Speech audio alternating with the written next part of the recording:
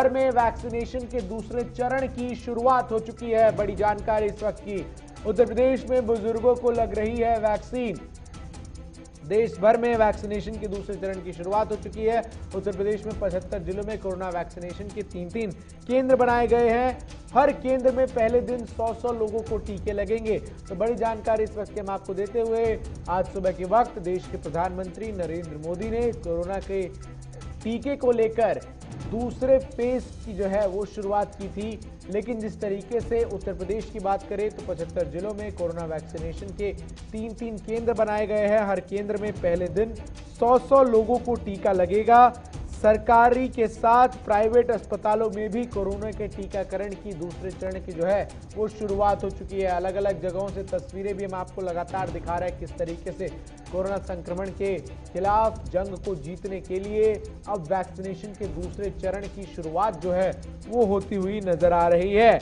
वहीं दूसरी तरफ प्राइवेट अस्पतालों में वैक्सीनेशन के लिए 250 रुपए की फीस ली जाएगी। केंद्र सरकार की तरफ से इस बात को लेकर अधिसूचना जारी कर दी गई है कि प्राइवेट अस्पतालों में यदि कोई कोरोना का टीका लगवाता है तो उसे 250 रुपए देने होंगे। वहीं ऑनलाइन रजिस्ट्रेशन के साथ स्पॉट रजिस्ट्रेशन की भी सुविधा जो है वो होगी।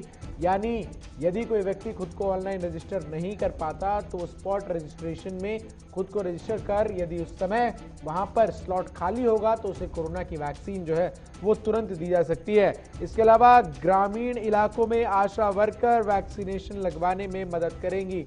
तो जो स्वास्थ्य इंफ्रास्ट्रक्चर है इस देश का उसका उपयोग कोरोना वैक्सीनेशन के लिए करते हुए आशा वर्कर्स को भी कोरोना के टीकाकरण के काम में लगाया जा रहा है। तो बड़ी जानकारी इस वक्त हम आपको देते हुए कि देश भर में कोरोना वैक्सीनेशन के दूसरे चरण की शुरुआत हो चुकी है।